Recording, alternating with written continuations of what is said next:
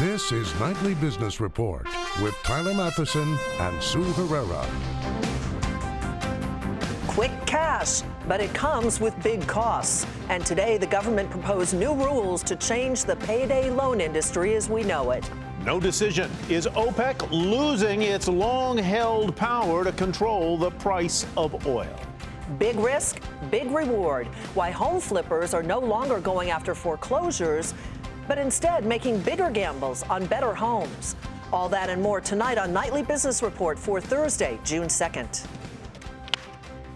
Good evening, everyone, and welcome. Washington is now cracking down on a part of the financial services sector, payday loans. These loans are typically small and short-term, but with very high interest rates, sometimes, believe it or not, topping a 300% annual rate. The goal, it says, is to protect consumers from risky financial products, and the industry is bigger than many people think. Its market size, $39 billion in revenues. According to Pew Research, about 12 million Americans use payday loans every year. There are some 20,000 payday lending outlets nationwide, even though the practice is banned in 14 states. That's more than the number of McDonald's, which is seemingly everywhere, of course, and has 14,000 restaurants in the U.S. Here's Eamon Javers with a look at the proposed rules. In Kansas City, Missouri today, the Consumer Financial Protection Bureau announced proposed new rules designed to keep people from getting trapped in a spiral of debt from unpaid payday loans. The Bureau's director said the move was designed to protect often vulnerable borrowers from what can be painfully high interest rates. The very economics of the payday lending business model depend on a substantial percentage of their customers being unable to repay the loan and borrowing again and again at high interest rates, incurring repeated fees as they go along. The proposed rules would require lenders to determine if borrowers can afford to pay back their loans and would restrict new loans when a customer has certain outstanding debt. It would apply to payday loans, auto title loans, and deposit advance products. But critics said the rules could block credit for millions of Americans who don't have any other options in the banking industry. Still, the rules don't require congressional approval, and they could go into effect as early as next year. For Nightly Business Report, I'm Eamon Javers in Washington. Let's turn now to our two guests who have opposing views on the government's proposed new rules for the payday lending industry. Joining us tonight are Dan Glotney. He is the president of the California Financial Services Providers Association, an industry trade group for payday lenders, as well as CEO of Payday Money Centers. And Diane Standard, she is the director of state policy with the Center for Responsible Lending. Thank you both for joining us tonight. Let me start with you, Dan, if I could. Some of these practices have been called abusive lending practices, yet quite a bit of Americans need to access it. Make the case that it is not abusive and that perhaps some of these new rules don't need to go into effect. Well, Sue, thank you for having me. And unfortunately, I think there's some confusion about this, that a lot of people consider them abusive. But as we see here in California, we've got over 1.8 million customers that use these loans, and they do not find them abusive. In most states that regulate this, it's highly regulated. It's authorized by statute. And we're well regulated. In the state of California, our regulators are seeing us at every location once every 2 years. And consumers, we look at the complaints from the consumers, and we see less. It's less than one. It's not even 1% or 0.5%. So consumers seem pretty satisfied with it, and they're hoping that this option won't be taken away from them. Diane, do you agree with Dan? One, are most consumers happy with the service and product that they're receiving from these payday lenders? That's number one. And number two, are the states doing the good job in protecting customers that Dan thinks they are? Payday loans typically cost, as you said, over 300% annual interest. In California, payday lenders can charge 450% annual interest. These payday loans are really designed to be a debt trap. Over 75% of all payday loan fees are due to borrowers who are stuck in more than 10 loans a year. And these create devastating financial consequences for borrowers whose income is about $25,000 a year. And these consequences include overdraft fees, delinquency on other bills, and bankruptcy. And there are 14 states plus the District of Columbia who are doing a great job at protecting their consumers by enforcing a rate cap of about 36%. Are the proposed rules, which run some 1,300 pages, I read, and I haven't read them, but 1,300 pages, are they going to fix the problem that you see? These rules are a real step in the right direction to prevent the payday loan debt trap. In order to be effective, they really must be strengthened and to close some of the loopholes that exist. At the heart of these rules is simply asking lenders to assess whether or not that loan is affordable to the borrower in light of their income and expenses, to simply ensure that the borrower can repay that loan without having to continually reborrow or default on other expenses. So we're looking forward to the help that these rules can provide if done correctly. Dan, let you respond to that, the term debt trap. First of all, would you like to address that? And second, do you, at your facilities, assess whether or not the borrower can actually repay the loan? Well, of course, Sue. I mean, we will obviously, the lenders in our association and our company, we wouldn't lend money to somebody that we think won't be able to pay us back. I mean, consumers that want this credit, we are going to make sure that we have the ability to recover that money and that it's going to benefit them and not harm them. Unfortunately, Diana has mentioned that the rules aren't strong enough, but the way, it's 1,300 pages long. We haven't gotten through it all yet, but we're concerned that it's going to choke out a large number of regulated lenders. And when these consumers don't have a regulated lender to go to, and we've seen it in some of those states that she mentioned, there's not an industry there. Currently, they're going to go online. They may find somebody that's not licensed there. And that's what we see. The complaints we do see in California, the majority of them are from customers seeking out unlicensed, unregulated lenders out of state, and we're worried that that's going to happen to our consumers. Would the tighter underwriting standards, which some have likened to the standards that apply for mortgages, would it put you out of business? Well, I think we've seen studies that show that this could put us out of business. I mean, if what I understand, and I haven't read through the whole 1,300 pages, it's pretty devastating. And we have less than 3% default rate here in California. So I'm trying to understand why something that large is necessary here when we don't seem to have the problems that the CFPB is trying to fix on a nationwide basis. And it could definitely put some of our lenders, and a lot of our small businesses will be put out of business if these things go through and they're not rethought. All right, we will have you both back as we all work through the 1,300 pages. Thank you, Dan. Thank you, Diane. We appreciate it very much. Ty? On Wall Street, Sue, stocks started the day lower, then drifted higher. But traders say investors were hesitant to make any big moves ahead of tomorrow's unemployment report, or employment report, which we'll have more on momentarily. But a rally in healthcare stocks sent the S&P to its highest close since way back in November. The Dow Jones Industrial Average did gain 48 points to finish at 17,838. NASDAQ added 19. The S&P 500 was up 5. The glut of oil on the market isn't going anywhere anytime soon. OPEC failed to agree on an output ceiling and decided not to change its production policy. But that failure to reach an agreement was offset by a government report that showed a decline in oil stockpiles, resulting in a slightly higher settlement for crude. And as Brian Sullivan reports from Vienna, today's meeting was not without some drama.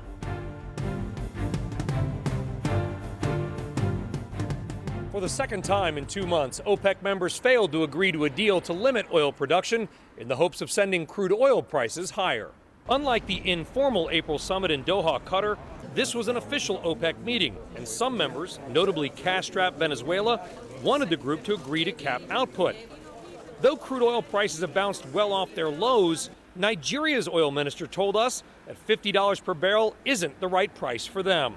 An adequate fair price for us will be achieving at least a $60 price per barrel this year, and hopefully going up on that next year. Despite the lack of any production deal, the oil minister from Saudi Arabia, the first new OPEC representative from that country in 25 years, talked up the meeting and the oil market. We are extremely happy. I think the market is in good shape. The market is balancing. Trends are all good in terms of supply and demand. Prices have recovered somewhat, and I believe they will continue to recover. The spirit of the meeting is very cooperative, collaborative, and all of the ministers see basically the same fundamentals. The meeting comes at a time when many feel that OPEC is losing its long-held power to control the price of oil. A big drop in production from the United States has helped push prices up, doing some of OPEC's work for it. But if oil prices turn back lower, look for OPEC to take a third swing at striking another production deal when they meet again on November 30th. For Nightly Business Report in Vienna, Austria, I'm Brian Sullivan. Across town, the European Central Bank met to discuss monetary policy, and just like OPEC, it too did not make a policy change, though the head of the ECB expressed caution when discussing the Eurozone's economic recovery. He also addressed one of the biggest risks to that region's economy. ECB has a view whereby the UK should remain in the European Union because the European Union would benefit from its permanence, and we believe that the UK too would benefit from staying in the European Union. The ECB is ready to all contingencies. Mario Draghi also left the door open to fresh stimulus if inflation remains below target. And here in the U.S., there was some positive news on the job market. 2 new reports suggest the labor market remains on solid footing. And as Hampton Pearson reports, attention now turns to the biggest economic release of the week, May's monthly employment report. One day before the government releases the May employment report, more signs of a strengthening job market. First-time unemployment claims fell by 1,000 last week to 267,000. And a closely watched survey of private sector jobs predicts an increase of 173,000 in May. The fact that job growth is starting to slow at the same time that wage growth is starting to accelerate with a record number of open job positions suggests that it's more of a supply-side issue here. The consensus forecast for May predicts employers adding 162,000 workers to payrolls, with the unemployment rate dropping to 4.9%. What are we fighting? The X factor, the month-long strike by more than 35,000 Verizon workers who did not get paid during the payroll survey week and were counted as unemployed.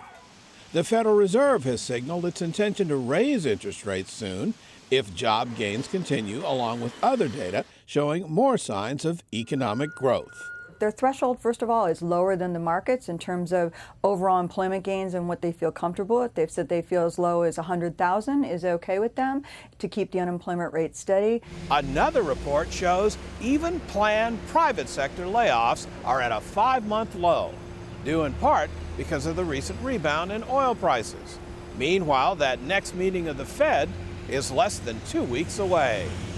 For Nightly Business Report, I'm Hampton Pearson in Washington. Still ahead, why the war against cancer is getting more and more expensive.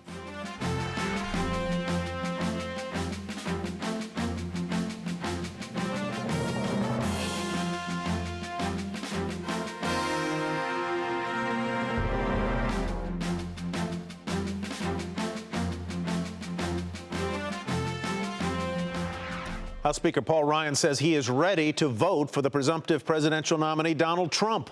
He made the announcement in an opinion piece in his hometown newspaper, the Janesville Gazette, slightly lower circulation than the Wall Street Journal. In California, Democratic frontrunner Hillary Clinton went after Trump during a foreign policy address. Donald Trump's ideas aren't just different, they are dangerously incoherent. They're not even really ideas, just a series of bizarre rants, personal feuds, and outright lies. He is not just unprepared. He is temperamentally unfit to hold an office that requires knowledge, stability, and immense responsibility. John Harwood joins us from Washington. It's heating up, John. Let's start with Ryan's endorsement of Trump. I guess it was predictable on one level, but what changed his mind? Well, I'm not sure anything changed his mind except the fact that he is a major leader of the Republican Party. He's going to be chairing this convention. You know, when I interviewed him a couple of months ago, he said, "What can I do? I'm chairman of the convention. I'm not a free agent." He had established some distance, but then when they met a couple of weeks ago, he said, "I like what I saw." So it was clear he was headed in this direction. He did it in a very low-profile way, not with an appearance alongside Donald Trump, but rather through this op-ed and a tweet that he sent out. So, John, now let's turn to Ms. Clinton, who has attacked Donald Trump many times before, but this time she did it in an address. What was different? What was different, Sue, was that she tied the aspects of Donald Trump's words, his personality, his demeanor on a day-to-day basis, and cast it as a risk both to the American economy and to national security. It was a scathing indictment that was delivered in a very forceful way by Mrs. Clinton, and it's one that Donald Trump has only responded to so far with a tweet, and we can expect to get a lot more from him later. Why was she spending so much time on Mr. Trump today in the context of a foreign policy speech in California when she still has sort of unfinished business in California with Bernie Sanders? She does have unfinished business, Tyler, but there's no better way for her to clean up that unfinished business and to attract support from fellow Democrats than to go very hard after Donald Trump. Everyone in the party sees that he's going to be the candidate. They know that she is highly, highly likely to be the Democratic candidate. But if she's trying to close that deal by going as hard as you possibly can at Donald Trump, that is a unifying tactic within the Democratic Party. John Harwood, thanks very much. John is in Washington. Sales slide at the Gap, but not as much as feared. And that is where we begin tonight's Market Focus. The company's key metric, same-store sales in May, fell 6%, but that was better than expected. And despite posting declines across each of its brands, the company said it did see improvement over the Memorial Day weekend. Gap rose nearly 4.5% following the news after hours, while ending the regular session up more than 2% to $18.31. Shares of biotech company Nant Health popped in their market debut. The company offered 6.5 million shares at $14. Nant Health CEO spoke about one of the company's latest innovations. We're launching this diagnostic test that is ClearCap certified and which has been covered by insurance to basically inform now doctors and patients about information about the cancer that was never available before. And I think this test is really an inflection point. It will transform not only how we make diagnoses at the molecular level, but also how we share this information across a platform on a national scale. Shares soared nearly 33% to $18.59. Oracle has been sued by a former senior finance manager who alleges she was fired after refusing to take part in unlawful accounting practices. The business software company has since defended its business methods and plans to countersue for malicious prosecution. Shares were off about 4% on the trading session to finish out the day at $38.66. A surprise loss and weaker than expected revenue caused shares of the furniture retailer Conn's to plummet today. The company attributed the disappointing results to challenges facing its credit financing division. Conn's also lowered its revenue guidance for the full year. Shares cratered 26% to $8.63. And McDonald's is reportedly close to reaching a deal to move its headquarters from Oak Brook, Illinois, to Oprah Winfrey's former Harpo Studios campus in Chicago. This according to Crane's Chicago Business. The fast food chain is in advanced negotiations with the Chicago developer Sterling Bay. McDonald's shares up 9 cents to $121.17. And Berkshire Hathaway's CEO, Warren Buffett, raising his stake again in Phillips 66, this time by more than 500,000 shares, according to an SEC filing. Berkshire has been adding shares over the past few weeks and now has a stake of more than 15% in the company. Shares of Phillips 66 down marginally at 80.83. Some sad news in the business world tonight. The man responsible for escalating the cola wars in the 1980s has passed away. Former Pepsi CEO Roger Enrico, best known for transforming the brand into a pop culture leader by signing deals with Michael Jackson and Madonna, died at the age of 71. He served as chief executive of the company from 1996 to 2001. And today we also learned that Prince died from an accidental overdose of a powerful painkiller, the synthetic opioid fentanyl, which is more potent than heroin and morphine by a long shot. The findings of the medical examiner confirm suspicions that the drug we've been reporting on was a player in the musician's death. The world's biggest cancer research conference starts tomorrow in Chicago. In addition to the advances being made medically, one topic has been a key feature of the conference for the past several years, and it is the cost of treating cancer. And as Meg Terrell reports, the numbers are on the rise. Global spending on cancer medicines reached $107 billion in 2015, according to a new report from industry researcher IMS Institute for Healthcare Informatics. That's expected to reach $150 billion by 2020, as newer, pricier drugs are adopted into use.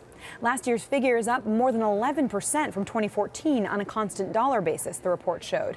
Also contributing to the increase, price hikes on older medicines, as well as more patients receiving treatment and for longer durations. And though new therapies are pricier, the report notes that many come with significant benefits, extending life by months over previous treatments. But access to these new drugs isn't equal around the globe. There were 49 new cancer drugs approved between 2010 and 2014, but only 6 countries had access to more than half of them. Reimbursement of those therapies also poses a barrier to access in many places. The size of the market is likely a major reason so many pharmaceutical companies are investing in developing new cancer medicines. According to IMS, the pipeline of cancer drugs in clinical development has expanded by 63% in the last decade. There are now almost 600 experimental cancer drugs in the advanced stages of clinical trials. For Nightly Business Report, I'm Meg Terrell. Coming up, fixer-uppers, why home flippers are not going after those foreclosures anymore.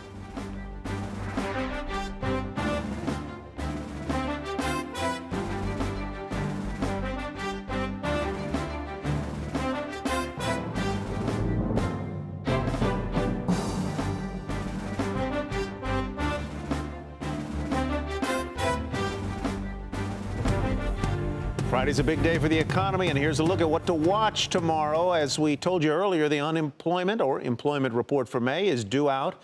Expectations are for a gain of slightly more than 160,000 non-farm jobs to be added. Chicago Fed President Charles Evans and Fed Governor Lael Brainerd are scheduled to speak. And factory orders and the ISM services reports are out, and that is what to watch Friday.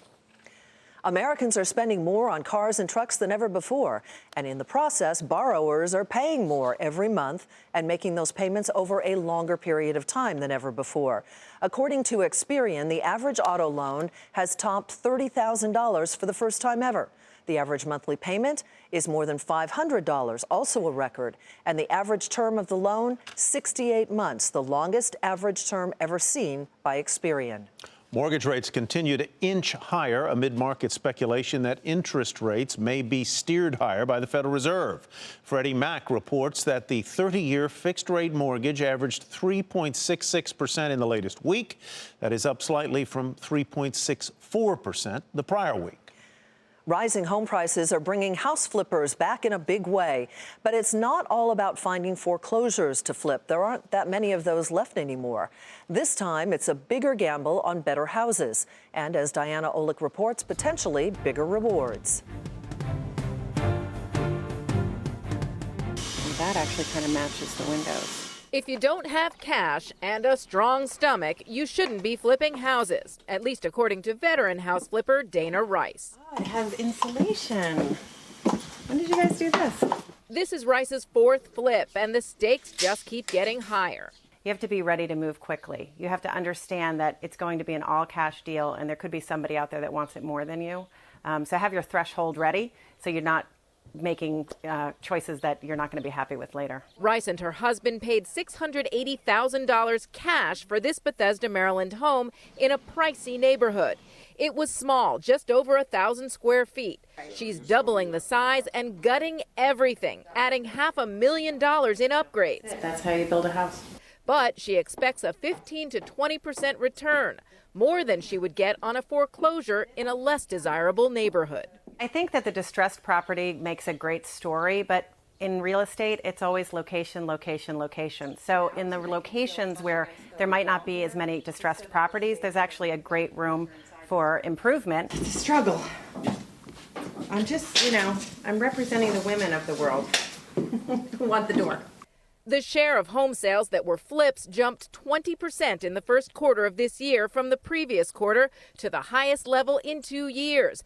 And the returns are rising as well. The average gross profit for flippers was more than $58,000, the highest in over a decade. Flipping a house in a high-end neighborhood like this one definitely means more cash up front, but not necessarily more risk. Going to a cheaper neighborhood means you might not get back what you put in. you buy a $300,000 house, put 50 in, hoping to get 4, and they get 350. Because the market just doesn't support it. And Bethesda is more forgiving. You can get your money back out of it in Bethesda. We have plenty of room for everything. This is the dream kitchen. As the returns grow, so do the ratings on all those house flip reality shows. And if you think the drama is all made up, it is not. That actually happens. It's either new plumbing from the main line. We had to tear off an entire section of a house and rebuild it. That wasn't in the budget. But in the end, you know that. You make contingency plans to make sure that you can accommodate whatever you see when you start working. And just hope that extra cushion pays off when the buyers come calling. For Nightly Business Report, I'm Diana Olick in Bethesda, Maryland. To read more about the risks and rewards of house flipping, head to our website, nbr.com. And finally tonight, the Giving Pledge has new members. The 3 billionaire co-founders of the online lodging website Airbnb have joined the philanthropic initiative founded by Warren Buffett and Bill and Melinda Gates. They are the youngest to sign the pledge so far. Plus, Salesforce founder Mark Benioff also added his name to the list, along with 13 other individuals or families. Members of the Giving Pledge promise to give a majority of their wealth to philanthropic causes. And that does it for us tonight on Nightly Business Report. I'm Sue Herrera. Thanks for joining us. I'm Tyler Matheson. Thanks from me as well. Have a great evening, everybody. See you back here tomorrow night.